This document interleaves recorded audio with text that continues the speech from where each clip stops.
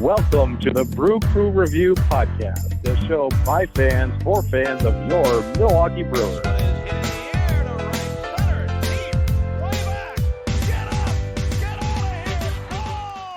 Hey, Brewer fans, welcome to the Brew Crew Review Podcast. This is Craig. Joining me today is Scott and Vince. How are you doing, fellas? Hey, Craig. Hey, Scotty. Hey, doing all right. Great to be here, and thanks for tuning in, guys. Let's hang out and talk a little bit of Brewers. We got a lot to talk about. So much. Yeah, we do. All right. Hey, guys, is Chad on the set or no? No, but I actually found out for real this time what happened with Chad. Where is he? Do we know? I guess he's under the weather right now. I guess he's got it's okay. So you know that coronavirus that's really going around. He has Pabst virus. Guess he had a really kind of a crazy night last night. Stop. So, yeah. Craig actually got the coronavirus one year. I think it was opening day, 2005. Yeah, no, for sure. I mean, it happens. I've had Milwaukee's best virus. Is that what you call? Is that what you call the sickness you feel after drinking 14 Coronas? Yeah, I guess so. Yeah. Sure. Yep. That's the one. Milwaukee's best All right, virus. well, that would be anyway, like cryptosporidium, right? Do people remember that still? No? I don't know. I do. Okay. All right. At least, well. Well, I know you guys both have returned to your warmer climates after being here for the holidays in the great state of Wisconsin, but I'm still here staring out the window waiting for baseball to come back. In the meantime, the Brewers had their annual event where they give Brewer fans a little taste of what's to come this upcoming summer, and that was the Brewers On Deck event. And pretty much all the players on the team were there, save a couple people that were missing. Namely, there was no sighting of Jed Jerko or Urias and a few others, but for the most part, it was an interesting experience. Lots of Brewer fans out there, so many so that it took upwards of an hour to enter the building. So there also may have been some lack of proper preparation on the Brewers event coordinators, which that's happened many times before, I'm sure. But with that being said, once you got inside, there was plenty of great fun stuff for Brewer fans, including first-time exhibit of a Brewers museum, which largely consisted of 3 display cases, fortunately. Craig, they do that. Oh, wow. Craig, they do that every year for the museums. Oh, wow. Oh, okay.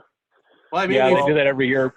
Pat Rogo used to run that thing, and they used to just put up like the 8x10 team picture from each year, and then they do like a TV with different highlights from, I think it was usually opening days, but different games from different seasons, and then they've got a couple jerseys, usually just from, Young, Molitor, Ganner, the usual suspects, and some 82 stuff, and that's pretty much it. But it's funny that they set this up for one day, and I Craig, did it take an hour with our press passes to get in, or was that just, how did that work with the press passes today?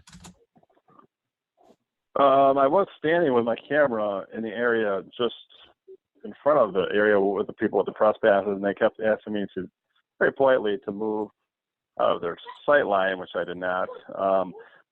Anyway, did not get that. But with that being said, I haven't been for a couple of years, guys, but it seems like this has grown in popularity. And one thing we had our interns put out on social media today is, should the Brewers make this a 2-day event or maybe an all-weekend event? A lot of other teams do that, and it seems like it would do a lot to sort of mitigate the crowds that show up. You're jamming a lot of stuff in to like a 5-hour period in one day. Yeah, like the boat show. Come on down to the boat show at Mecca. No, I think they're definitely, based off of the outpouring of support by Brewer fans there today, I would assume that they could have no problem at this point filling the 2-day event. So, I mean, I think this is the first one I've attended in about 4 or 5 years, and I would say it was 2 to 3 times as crowded. So I don't know if they oversold the amount of tickets or something or whatnot, but I mean, it's obviously a lot of people are fired up about the Brewers after back-to-back playoff years, which has not happened since 81 and 82, if I believe. Yeah. So I mean, that was I don't know, a couple of decades ago. So I can see why the Brewer Nation, so to speak, is definitely fired up about the upcoming season. No, it's guys, it's cool because, and Craig, I know you had to sit out in the cold for an hour today, but I think I've always liked this event simply because it was sort of the first event of spring. It's a new season, it's the first baseball event that's happening in Wisconsin in 2020. So I've always appreciated it for that and Sabre Day, which is the same weekend every year, which is really exciting for me. And Craig, I know that you and I went to the Ken Keltner Sabre chapter meeting 4 years ago or so now, down at the Brat Stop, and had a great time. And it's kind of that is what is the exciting draw for me, is that it's all the same weekend, and it's the first baseball thing, and spring training starts in 3 weeks. I mean, it's pretty crazy. And as a little footnote, I would not even be here if it wasn't for the existence of Kenosha's world famous Brat Stop, as apparently that's where my parents met. So. Wow. Yeah. Wow. And that's the first time I was ever there, by the way. But that was awesome. But no, I mean, cool. the event today, I mean, just the excitement, and I think, obviously people in Wisconsin can't wait for the snow to melt and the spring to come around, and it just shows you it's coming right around the corner. I mean, Craig Counsell was up on stage and he said something about, well, we got to get to work here in 2.5 weeks. And when he said that, I was like, that's awesome. 2.5 weeks only? Bring it on. So, I mean, obviously the pitchers and catchers report on middle of February, and then it's on from that point on, and it's a very long season, and you got to love almost every single day of it if you're a baseball fan. So. Absolutely. February 12th, guys, is the first day of the pitchers and catchers report for the Brewers. Awesome. Well, so with that being said, what do you think was the best part about the On Deck? Just the entire experience while you were there, anyway. Like any great memories really stand out, or anything really cool? Just for our well, they had a whole separate level for the kids.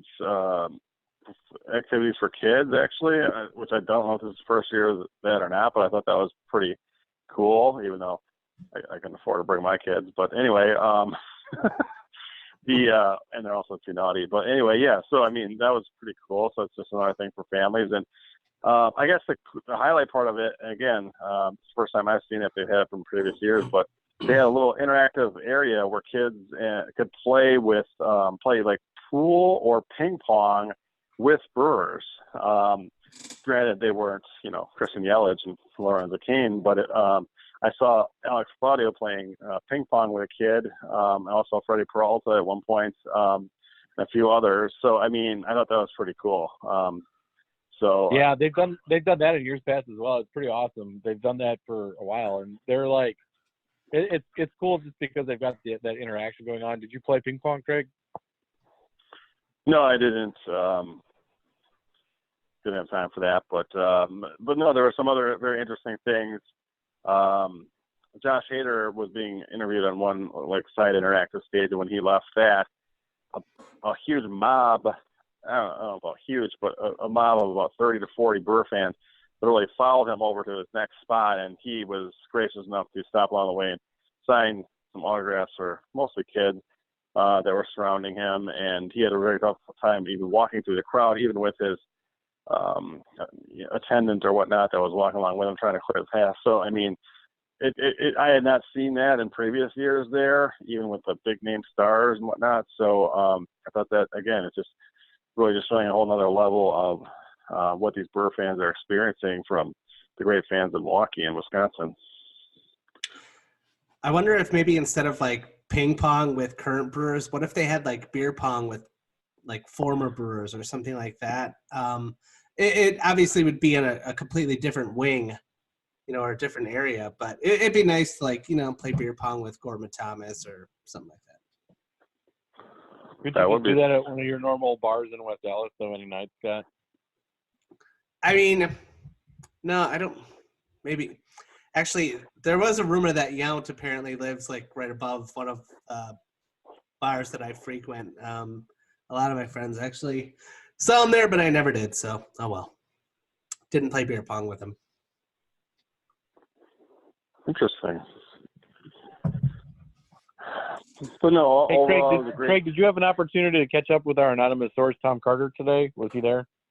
Damn it! I knew See this. him because he works at the Brewers, so I figured he would be there.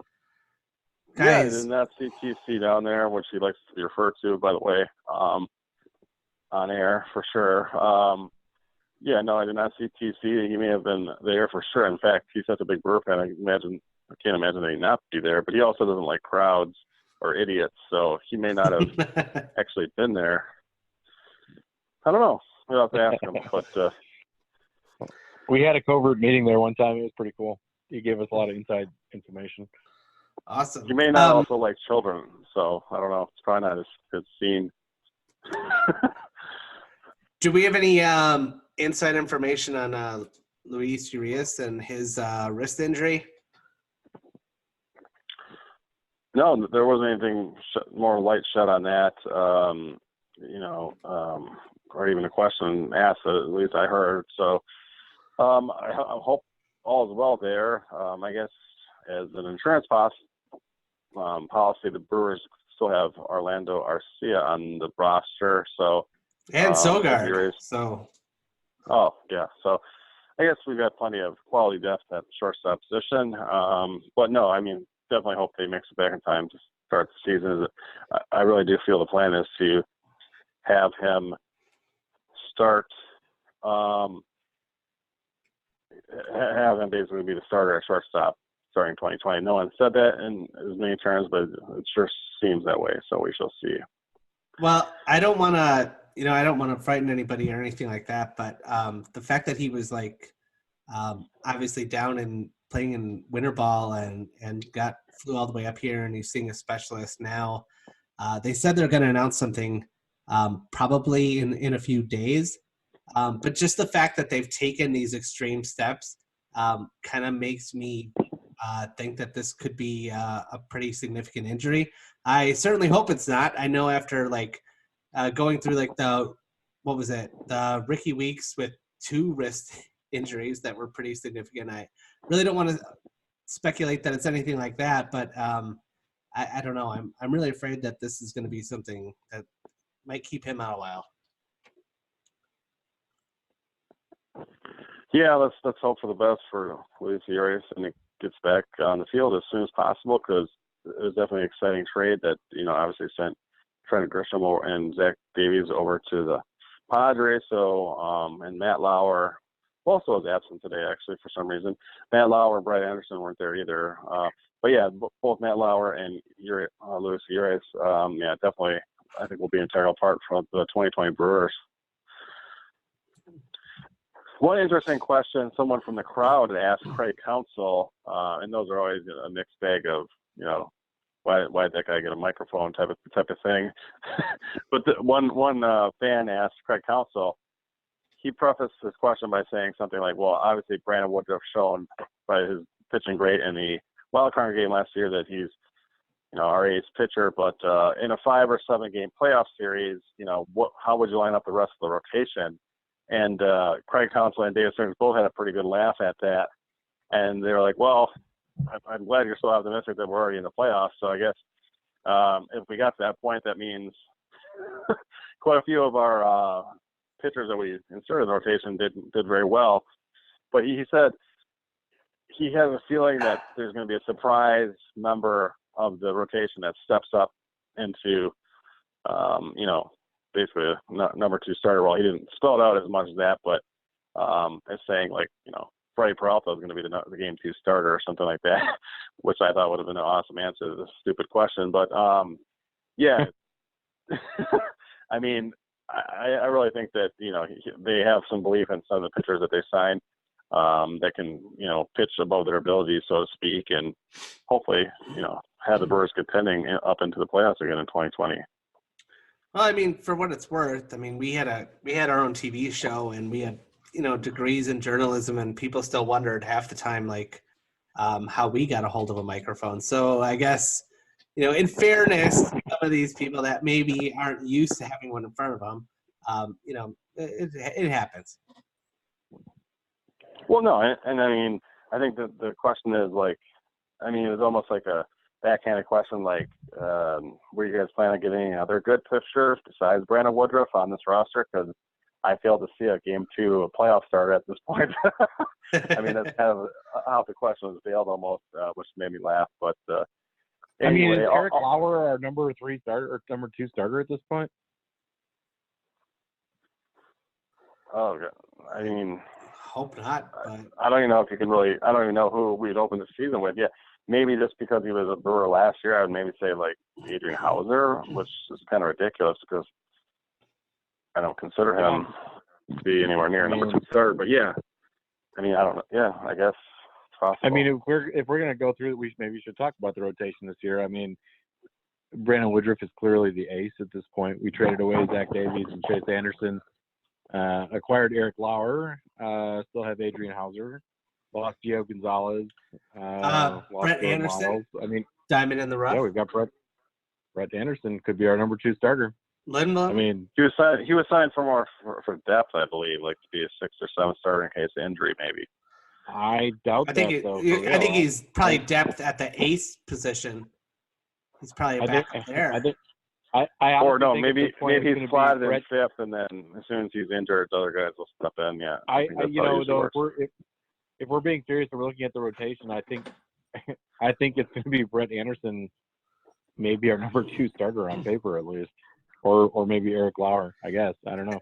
At least when all is said and done, when you look at the stats of 2020, you'll probably look at Brett Anderson and say, yeah, he's our 2nd best starter. So well, let's do it this way, guys. If we're going to predict, since that was a question, trying to predict all the way into October for the Brewers and which pitchers will actually step up this year for us. If you have to rank the best Brewers on how they're going to pitch in 2020 with their current starting 5 rotation, and also add in Corbin Burnes and Freddie Peralta as dark horse, for 6 and 7, rank how you feel the top 7 Brewers starting pitching depth will finish the year in best stats or best years, so to speak, from 1 to 7. Top 7? I don't even know who the 7 are. Sure. Okay, fine. Okay, I'll quick go over it. Woodruff, Adrian Hauser, Josh Lindblom, Brett Anderson, Eric Lauer, Josh Lindblom, Freddie Peralta, and Corbin Burnes. Okay, let's talking about the rotation. Granted, either of those 2 younger guys might not have even sniffed rotation for all we know. I'm just throwing their names out there as someone. No, wait. We're just talking about the rotation, not the. Yeah, just rotation. So rank your top. Yeah, okay. Just based off talent, or how you think they're mostly how they're gonna finish. 2020 stat with the best stats. 1 through 7 of those guys. Okay, Woodruff, Anderson,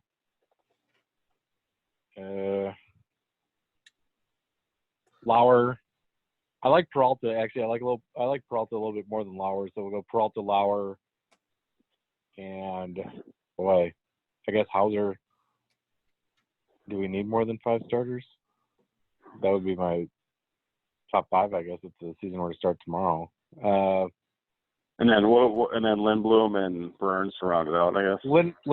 No, I think Burnes is done. I think Burnes is toast. Okay. I hate this pick. Lindblom, I think, will be in the bullpen. So. Yeah. Oh, and one other guy that could kind of be a swingman in part of the rotation plans and possibly even force himself into a starter at some point, depending on how he pitches, could be Brent Suter. So, again, you could, if you want to add a name outside of, the ones I listed, that's fine too. But never know.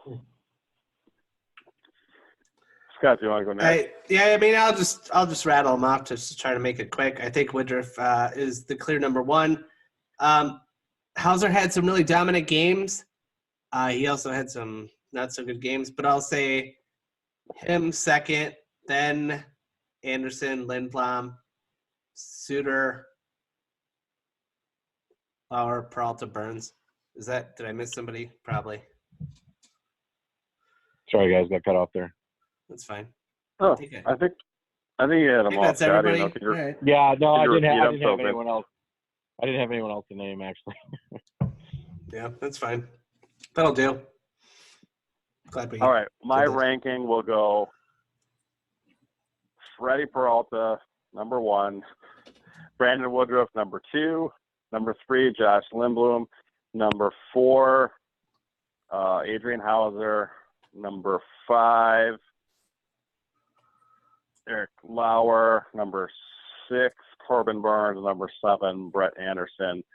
If Brent Suter gets in there, he'll be one notch above Brett Anderson. But what evidence have we been given that Lindblom is going to be anything other than a bullpen pitcher at this point?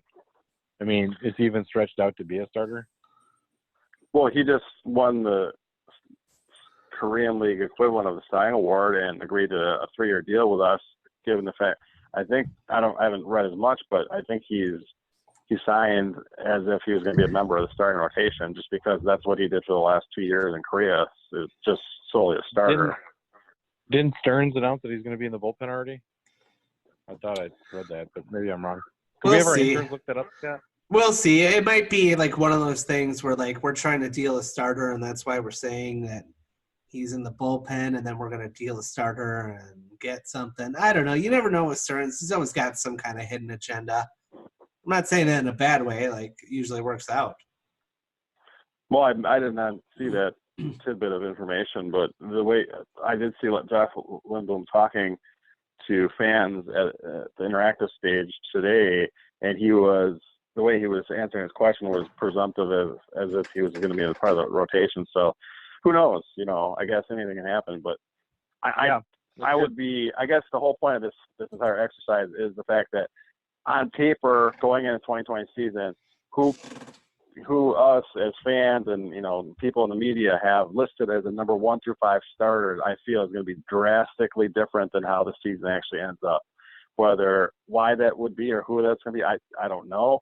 But I just feel that, you know, it's drastically going to be different. And if we look back at the starting rotation going into last year, where we had penciled in, you know, Peralta, Woodruff, and Burns, all as members of our starting rotation going into 2019, Woodruff was the only one who ended it in the rotation. So that just goes to show you that, you know, the best laid plans can have changed. But I think that the depth that we have, you know, and the ability to possibly add people via trade or whatnot, I think that whoever finishes or gets in the playoffs as our number 1 through 5 starter or what have you is going to be vastly different than what we're thinking right now. I guess that's the main point of this exercise, in my opinion, at least. Is it true, by the way, that Stearns was asked like if there was any kind of breaking news or anything like that, or any kind of announcement, and he said, quote, that there was still something still in the or he still had things, quote, in the works. So I don't necessarily know what that means. I interpreted it as either us working to, I don't know, extend Yelich, or that he's still obviously trying to work out a trade, but hard to say. I don't know. Did you hear anything about that at all?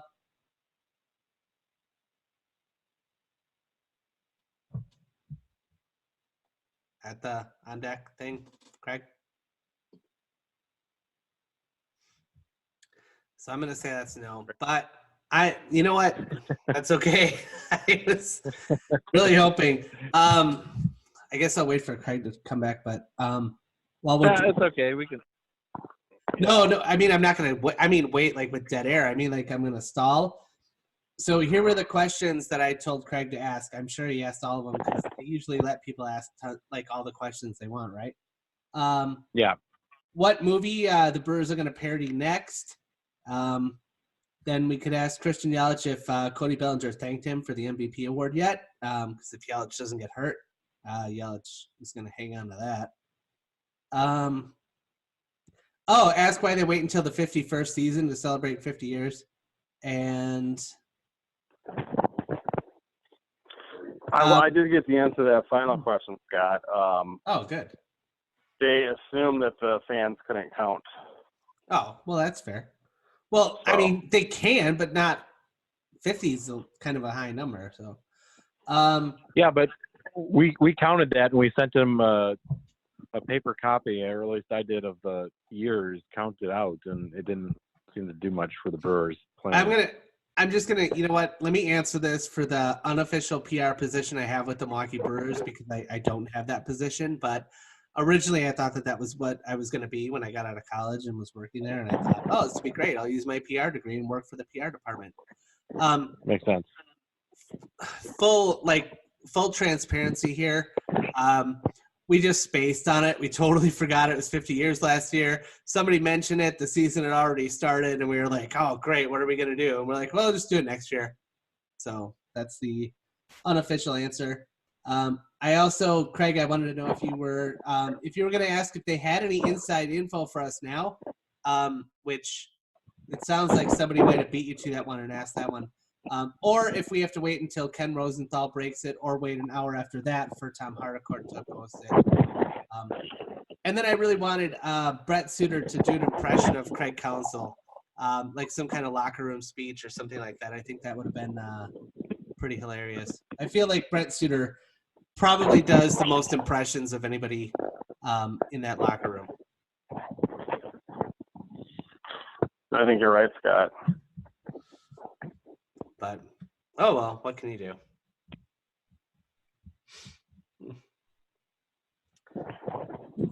Well, what do you think? Do we got anything else here on the docket, or? Well, I guess one thing, I guess, again, trying to not be negative or anything, but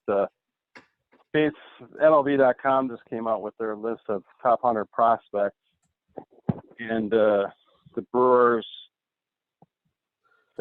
we're the only team in baseball that did not have a top 100 prospect. And also, it was stated that out of the top 200 prospects, the Brewers only have 2, which are Bryce Terang and Tristan Lutz. Don't say I necessarily agree with those rankings. I do agree that the Brewers, if they probably don't have a top 100 prospect. So I was going to say that possibly on one of the future podcasts, because it's kind of like prospect season, so to speak, for people that rank prospects and all that good stuff, and come up with their top 10, top 100 lists, all that stuff. I think that we could maybe bring back one of the old Brooker Review segment staples and do like a top 30 future Brewers, even though, according to the experts, it's not going to be a very exciting list necessarily, but you never know. And I think that hardcore fans still follow the minor leagues, and these players do contribute, and sometimes they come out of nowhere in some regard, just like last year where Trent Grisham at this time last year was a complete afterthought in the system. MLB.com, I think, ranked him like 28th out of 30 prospects, and he ended the year on our playoff roster. So, I mean, things can happen, and one player that was there today that I feel could make a similar leap in value could be Corey Ray, who we drafted, I think, in the top 5 overall picks, and really coming out of college at Louisville was one of the best college hitters in the country with all 5 tools, so to speak. And he's had some struggles with the bat, with injuries and what have you, in his time in the minor leagues. And it's time for him to step up and kind of put up or shut up, so to speak, as far as whether or not he's going to make a living for himself as a future Major League Baseball player. I think comes down to this 2020 season, and I feel that he's got the ability to do that. And I would not be surprised if he has a great season in the minor leagues this year. Or he's on the Major League roster at some point too. I mean, he's on the 40-man, so he's got the potential to be one of those guys that at least spent some time in Milwaukee this year. Had a great year in 2018. Last year he had a lot of injuries, so I think that kind of, is one of the reasons why he struggled, and his stats aren't the best from last season. But he's got a lot of pure talent. It's just it's weird because his splits, he's been so I guess polarizing. I guess in his season so far in the minors, he's either been really good or really bad. It seems like. I don't know what that's attributable to, but he's a guy that I think the Brewers are viewing as potentially, at least, a part of the 2020 Milwaukee Brewers. Yeah, I mean, and if nothing else, I mean, just to launch his own career, if he does have a great year in the first half, especially, and kind of bust out, so to speak, similar to Grisham last year, I feel that if nothing else, if the Brewers are contending, he would make a great trade piece and a trade candidate. Because if you look at with the signing of Avi Garcia, that's one other thing I learned today is that his teammates call him Avi. So Avisail Garcia signed a 2-year with an option, possibly a 3-year member here of the Milwaukee Brewers going forward, in a corner outfield spot, and obviously if Christian Yelich on the other side and Kane in the middle, that doesn't really leave too much room in our outfield because we also have Braun in the mix for this year potentially. And you know, Ben Gamble's still on the roster, so it's hard for me to envision there being playing time for Corey Ray unless there's injury or whatnot. So with that being said, I would definitely think that he has it in him, and he's one of the people I was looking for. And I know a lot of the Brewers fans got to meet him today as he was signing free autographs there at the event today. So, yeah, I really wish him the best, and I have a strong feeling that he's going to have a good season this year. And he's definitely at the age where he's going to be major league ready very soon, if indeed he does that. So we shall see. Well, and he is somebody, too, that we chose to protect, for the Rule 5 draft. And I guess another candidate when we're talking about bounce backs is definitely Zach Brown. I mean, this is a guy that pitched phenomenal in 2018. And last year, he just really scuffled. He had a lot of trouble. But so much trouble, in fact, that we left him exposed for the Rule 5 draft, and no one took him. And people are taking our players left and right. And this guy was still not chosen. So I get, and I'm only saying that because that kind of attests to how low his stock has kind of dropped in the last calendar year, but definitely a bounce back candidate. I mean, he's only 1 year removed from a phenomenal season. All right, and I know we might not have too much time on the podcast up, but there's one other thing that I heard today that I just want to throw out there for a quick discussion, and that's Ryan Braun was asked. He's obviously in his last year of his contract here as a Milwaukee Brewer. And beyond the season, obviously the Brewers could extend him. He could sign with our team. But it was asked of him, what his plans are beyond 2020 as far as baseball was concerned. And he actually threw out and it was a question that was kind of asked, which leaned toward that, but whether or not he'd consider retirement after the season. And he basically did not play. He said that he always put his family first, and he would definitely 2020 could be his last year of baseball for all he knows. It depends on his health and his family and everything, his production basically, which is upheld throughout his contract. And so I thought that was very interesting because, he is 36 this year, but most players, of his caliber, I should say, would probably play up until the age of 40. I would be a little bit shocked if he didn't, in fact, hang it up after this year. So I just want to get your quick thoughts on that. I don't think that he's going to be done after this season. I think that, the Brewers are kind of putting him in a position to succeed perhaps more than in the last couple of years by allowing him to play a little bit more at first base and maybe be in a kind of a platoon situation. He can play some outfield. He can come off the bench late in games, which I think is going to save his legs from wear and tear. So I think Ryan, if I had to predict right now, I'd say Ryan Braun ends his career in Milwaukee, but it won't be after this season. I think they will probably do kind of what the Royals have done with Alex Gordon the last year or two, which is to sign him to a 1-year deal as things go along and just keep him in Milwaukee, but beyond the current contract as well. I don't think he's going to retire at 37 or whatever he would be at that point. Or as an example from your neck of the woods, Ryan Zimmerman just re-upped with the Nationals and really has no place to play. They've got Howie Kendrick and Eric Thames to platoon at first base, and it's hard for me to see Ryan Zimmerman being more than an off-the-bench bat. But again, that would be a cool best-case scenario for Brewer fans, and hopefully even for Ryan Braun just to come back for another year before hanging up or something beyond this year. But we shall see. Yeah, and that's a good example. Zimmerman leads the Nationals franchise in career home runs, just like Braun leads the Brewers in career home runs. So, yeah, that's a pretty good parallel. I do think that Braun's going to have some value this year to the team, so that's going to help his case a little bit to stay in town. And again, that's because I think that the team is playing him in a bit more advantageous position. I think that he's going to succeed in this role this year in a way that probably he's kind of getting up there, and I don't know that he would necessarily succeed in the same role playing every day in left field, for instance. And Scott, maybe you have your interns quick look at this before the podcast wrapped up. But I do believe, as far as just examples of players that played their entire career on the same team, Ryan Braun and Ryan Zimmerman, I believe, were both drafted back-to-back in the top 10 picks of the 2005 MLB draft, which is one of the most vaunted first round ever. Justin Upton, I think, was the number 1 overall pick that year. I know that Andrew McCutcheon was like the 10th overall pick. A lot of Troy Tulowitzki, I think, was somewhere around 7. What a draft class. And I don't know, that's a very, very rare thing where players like Ryan Braun and Ryan Zimmerman spend their entire careers with the same organization. And it's kind of refreshing to still see that, because some, like Robin Yount spending his whole alternate career with the same team back in the day. You just don't see that quite as often anymore. Zimmerman drafted 4th, Braun 5th, and 8 of the top 12 picks wound up being all-stars. Others beyond those that you mentioned, Ricky Romero and Jay Bruce. I think you said McCutcheon, Tulo. Alex Gordon was in there. Yeah, Gordon, Upton. Yeah, you mentioned them. Ricky Romero.